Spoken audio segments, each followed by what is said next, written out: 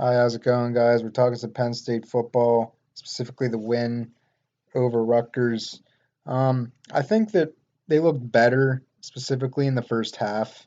I don't think that it was a consistent performance all the way throughout the game. I would have liked for them to kind of show what they did in the first half and the second half as well. And a 23-7 win, I guess you can't complain too much about it because against Rutgers the last few years, it's not like we've absolutely embarrassed Rutgers. We won by 29, 2017. In 2018 we won by 13, and then in 2019 we won by 21. So it's not like we've um, won by like 50 against Rutgers the last few years. They've been blowouts or relatively comfortable wins, but they haven't been absolute embarrassments either. So it's that's kind of what this was. It was a dominant win.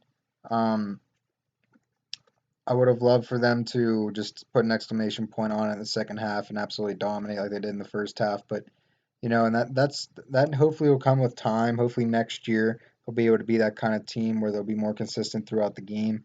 Um, I thought that Rutgers looked very flat. I think that they kind of looked like they did the last few years on offense.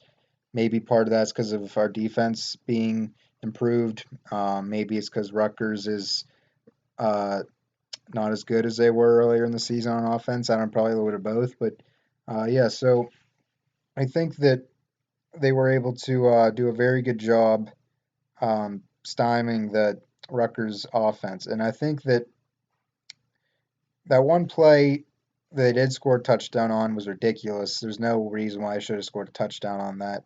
He just threw it up, prayer, and as soon as he threw it, like I thought he was honestly had a very good chance of coming down with it because I saw the position the receiver was in, even though there were a few guys around him.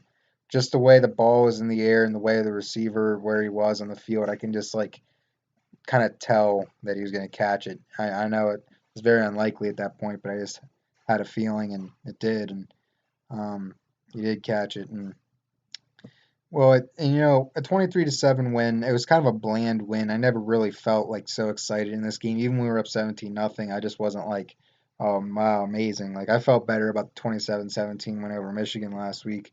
Uh, but that's something that against Rutgers you're used to having. I've never really been satisfied against Rutgers winning a game because I normally just expect to win against Rutgers anyways.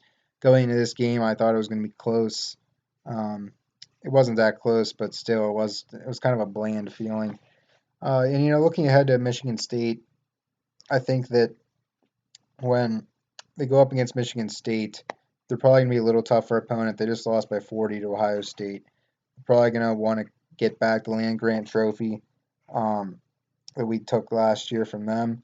It's always kind of a big rivalry between us, probably an underrated rivalry in the nation. And I love beating Michigan State. I don't really like Michigan State too much. If we can beat Michigan State, it'll be 3-5, and then we'll have a crossover game against who knows, maybe Minnesota or Illinois or whoever in the West. And if we win that game, we'll be 4-5. And the way the bowl rules work this year, we will actually have a shot to get to a bowl. And if we win the bowl, we'll be 5-5. So we have an actual shot not to have a losing season this season. And I think that should be the goal. Obviously, like I've said in other videos, any kind of hope of having championship aspirations for the Big Ten or nationally is gone. But you still can play for pride. You can still play for some wins here that are important for the program. I think going into next season, and this is good.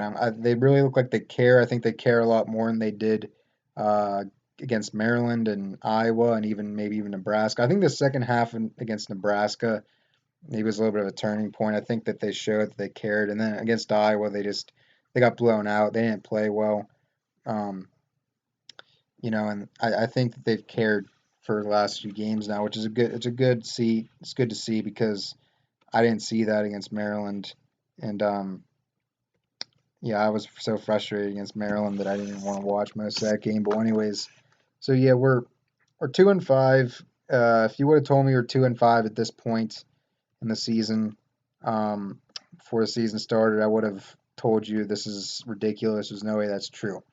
And if you would have told me after we gone 0 and 5 that we'd be 2 and 5, I probably would be pretty happy, just to be honest with you. So I went from being um, absolutely disgusted going 2 and 5, and then later in the season I went to being more accepting of it. But it's 2020. It is what it is.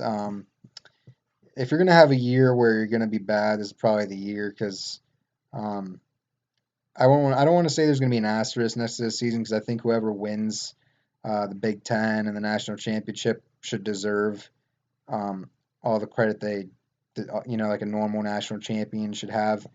I just think that this year people will not want to look back to the season a whole lot when it comes to no fans, very weird scheduling in terms of other conferences starting before others. And like, for example, the NFL, I think a lot of people will remember the 2020 season fondly because really the only thing that's not that normal is the fans.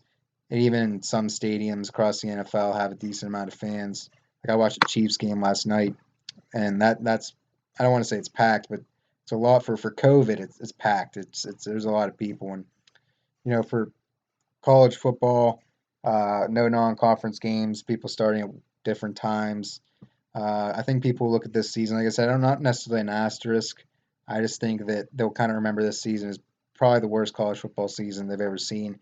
And like I said, the national champion, whoever does win it, should definitely get all the credit in the world for it.